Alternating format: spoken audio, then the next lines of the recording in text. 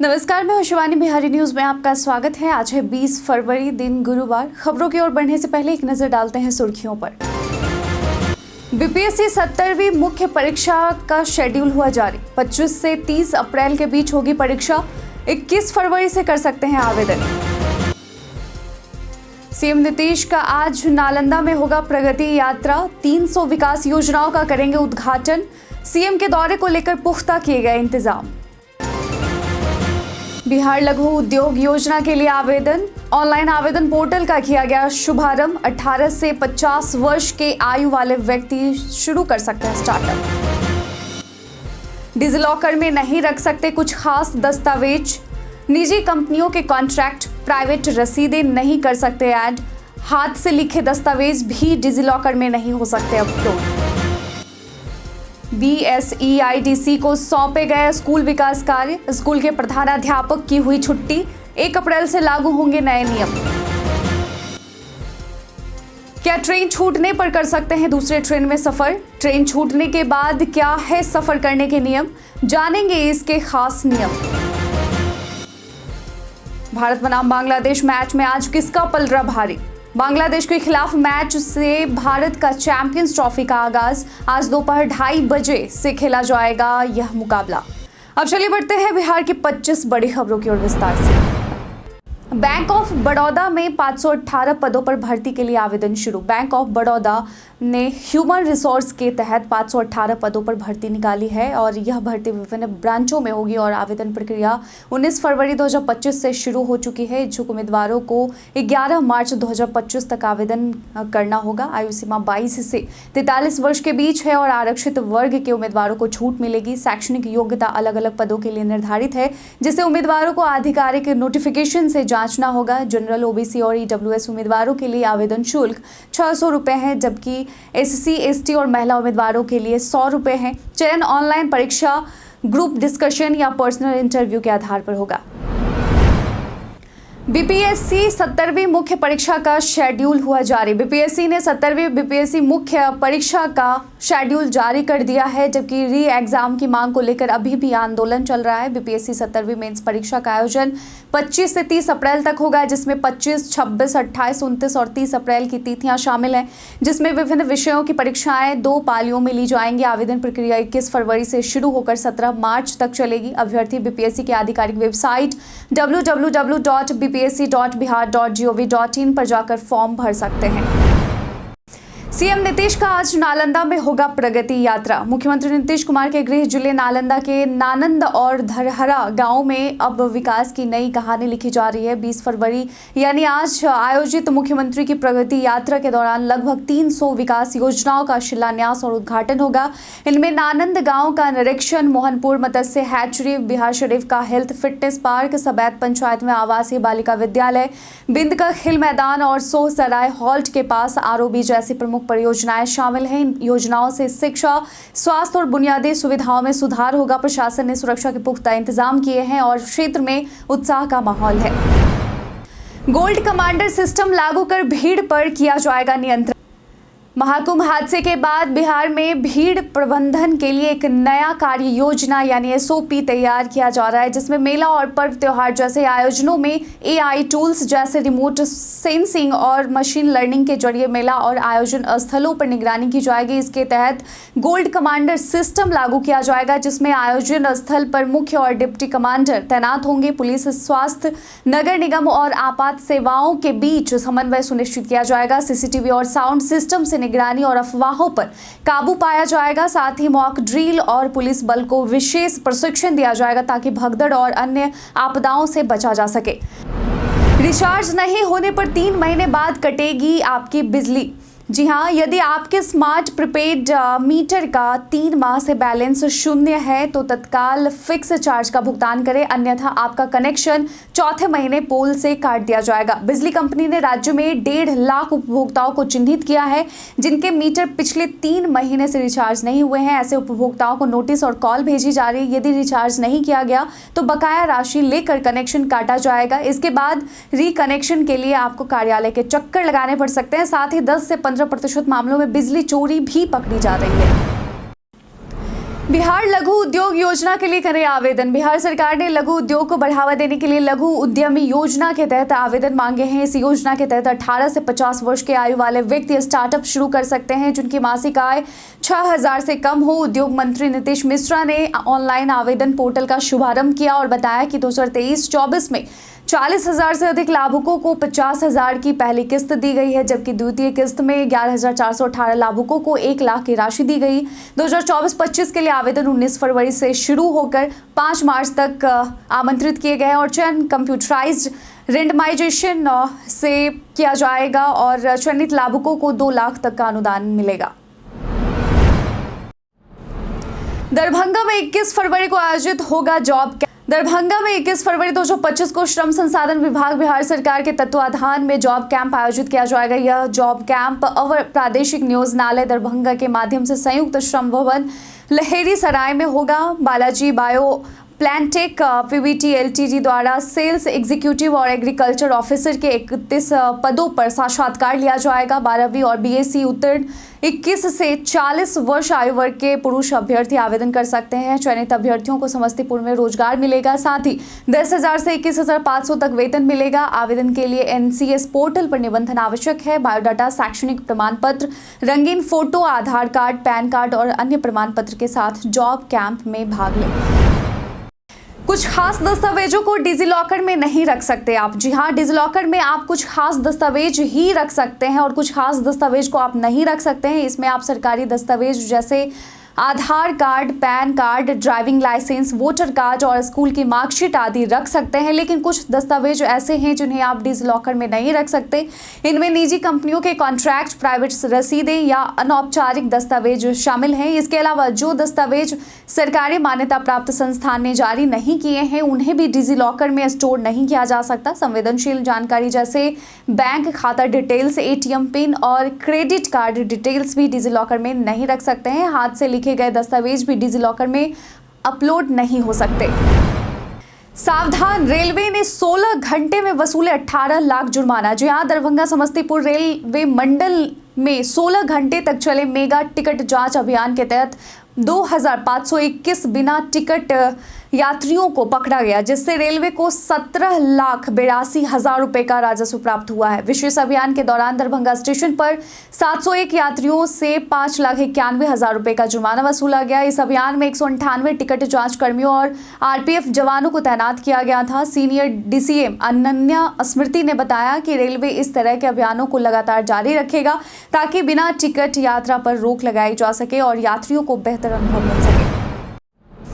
तिवारी से त्रिपाठी कैसे बन गए पंकज त्रिपाठी? जी हाँ, पंकज त्रिपाठी ने अपने करियर में एक दिलचस्प बदलाव किया था जब उन्होंने अपने नाम के पीछे का सरनेम बदलकर त्रिपाठी रख लिया। बिहार के गोपालगंज से आने वाले पंकज त्रिपाठी पहले तिवारी उपनाम का इस्तेमाल करते थे जो उनके पिता का नाम था, लेकिन जब वह 10वीं कक्षा का बोर्ड फॉर्म भर रहे थे तब उन्होंने महसूस किया कि सफलता का कोई कनेक्शन जरूर है।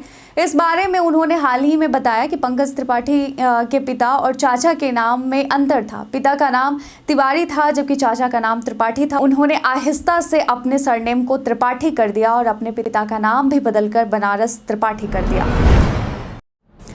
बीपीएससी ने 13 उम्मीदवारों को किया प्रतिबंधित। बीपीएससी ने 13 उम्मीदवारों को आगामी बीपीएससी परीक्षाओं के लिए प्रतिबंधित कर दिया है। आयोग प्रतियोगिता परीक्षा के दौरान अनुशासनहीनता के कारण प्रतिबंधित किया है और इनमें से 12 उम्मीदवारों ने प्रश्न पत्र और उत्तर पत्रक को परीक्षा कक्ष से बाहर ले जाने, परीक्षा को बाधित करने, अफवाह फैलाने और आयोग की छवि को धूमिल करने में संलिप्तता दिखाई। वहीं एक उम्मीदवार पर धोखाधड़ी का भी आरोप है। इन सभी 13 उम्मीदवारों के नाम आयोग ने आधिकारिक वेबसाइट bpsc.bihar.gov.in पर प्रकाशित किए हैं। बीएसईआईडीसी के पास होगी स्कूलों के विकास कार्य की जिम्मेदारी। शिक्षा विभाग के अपर मुख्य सचिव एस सिद्धार्थ द्वारा जारी किए गए आदेश से डीईओ से लेकर प्रधानाध्यापक तक हर किसी को झटका लगा है। इस आदेश के अनुसार अब बिहार राज्य शैक्षणिक आधारभूत संरचना विकास निगम लिमिटेड यानी बीएसईआईडीसी के माध्यम से ही सभी विकास कार्य किए जाएंगे। विभाग ने यह फैसला लिया है कि 1 अप्रैल 2025 से विकास कार्यों का क्रियान्वयन केवल बीएसईआईडीसी करेगा और प्रधानाध्यापक अध्यापक केवल 50,000 तक की राशि के मरम्मत कार्य करा सकेंगे। जिला शिक्षा पदाधिकारी अब निर्माण कार्यों से जुड़े निर्णय नहीं लेंगे और इन कार्यों की जिम्मेदारी सीधे BSEIDC को सौंप दी जाएगी और इसका उद्देश्य शिक्षा विभाग के कार्यों की गुणवत्ता में सुधार करना है।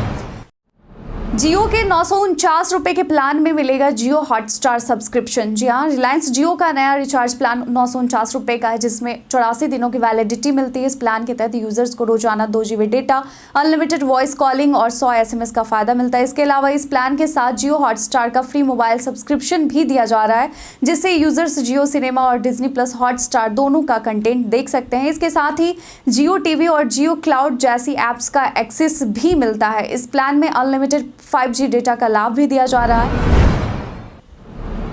बिहार के मनी मेराज चैंपियंस ट्रॉफी के मुकाबले में करेंगे कमेंट्री। चैंपियंस ट्रॉफी 2025 का आगाज हो चुका है, जिसमें बिहार के मनी मेराज कमेंट्री करते हुए नजर आएंगे। मनी मेराज 20 फरवरी को भारत बांग्लादेश मैच में भी कमेंट्री करेंगे, यानी कि जो आज होने वाला है। IPL के पिछले सीजन में मनी की भोजपुरी में की गई कमेंट्री की खूब सराहना हुई थी।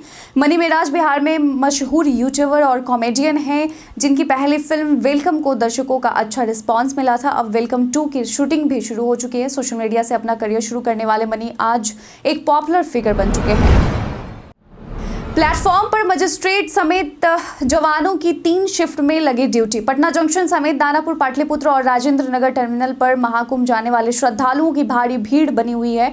पटना से प्रयागराज जाने वाले ट्रेनों में जगह नहीं मिल रही है। भीड़ को नियंत्रित करने के लिए मजिस्ट्रेट और पुलिस जवानों की 3 शिफ्टों में ड्यूटी लगाई गई है। पटना स्टेशन पर RPF, GRP, SDRF और बिहार पुलिस के 120 अतिरिक्त जवान तैनात हैं। बिना टिकट स्टेशन में प्रवेश पर रोक है और स्टेशन परिसर में पेट्रोलिंग की जा रही है। ट्रैफिक SP ने इलाके में ट्रैफिक को स्मूथ रखने और एम्बुलेंस व क्विक मेडिकल टीम की तैनाती का आदेश दिया है। खान सर ने BPSC की प्रतिक्रिया को बताया भ्रामक। BPSC अभ्यर्थियों का आंदोलन फिर से तेज हो गया है, जिसमें शिक्षाविद खान सर ने समर्थन दिया है। उन्होंने शिक्षा सत्याग्रह 2.0 नाम से आंदोलन को आगे बढ़ाया है और ETV भारत से खास बातचीत में खान सर ने कहा कि गया और नवादा की ट्रेजरी से प्रश्न पत्र गायब हुए हैं। खान सर ने आयोग की प्रतिक्रिया को भ्रामक बताया और री एग्जाम की मांग की। उन्होंने कहा कि आयोग CCTV फुटेज छिपा रहा है और सरकार को इस मुद्दे पर ध्यान देना चाहिए। उनका आंदोलन तब तक जारी रहेगा जब तक री एग्जाम की घोषणा नहीं होती। आज प्रदेश के मौसम में बदलाव की संभावना। फरवरी का महीना खत्म होते ही बिहार के मौसम में बदलाव आ रहा है। अब ठंड का असर कम हो रहा है और कई जिलों में दिन का तापमान 30 डिग्री सेल्सियस के आसपास पहुंच रहा है। तेज धूप से गर्मी का एहसास हो रहा है। IMD के अनुसार पश्चिमी विक्षोभ के कारण मौसम में बदलाव होगा और आज यानी 20 फरवरी तक पहाड़ी इलाकों में बर्फबारी और हल्की बारिश की संभावना है। बिहार में आने वाले दिनों में न्यूनतम तापमान में 2 से 3 डिग्री सेल्सियस की वृद्धि और अधिकतम तापमान में 3 से 4 डिग्री सेल्सियस की कमी होने का अनुमान है। मधुबनी में SSB ने 484 लीटर शराब जब्त की। मधुबनी में सशस्त्र सीमा बल SSB की 48वीं वाहिनी ने नेपाल से हो रही अवैध शराब तस्करी का भंडाफोड़ किया है। SSB ने 2 अभियानों में कुल 484 लीटर शराब और 1 मोटरसाइकिल जब्त की। पहला अभियान पिपरौन में BP नंबर 284/17 के पास भारतीय सीमा से 200 मीटर अंदर और दूसरा अभियान माधवापुर में BP नंबर 295/02 के पास भारतीय सीमा से 10 मीटर अंदर चलाया गया। दोनों स्थलों पर तस्कर भागने में सफल रहे। जब्त की गई सामग्री को कानूनी कार्रवाई के लिए स्थानीय थानों को सौंप दिया गया। यह कार्रवाई राष्ट्रीय सुरक्षा को मजबूत करने के लिए महत्वपूर्ण कदम है। क्या ट्रेन छूटने पर उस टिकट पर दूसरी ट्रेन में कर सकते हैं सफर? कई बार ट्रेन में सफर करने वाले यात्रियों का यह सवाल रहता है कि ट्रेन के छूट जाने पर उस टिकट पर क्या दूसरी ट्रेन में सफर कर सकते हैं या दूसरी ट्रेन में सफर करने के लिए अलग से टिकट खरीदना होगा।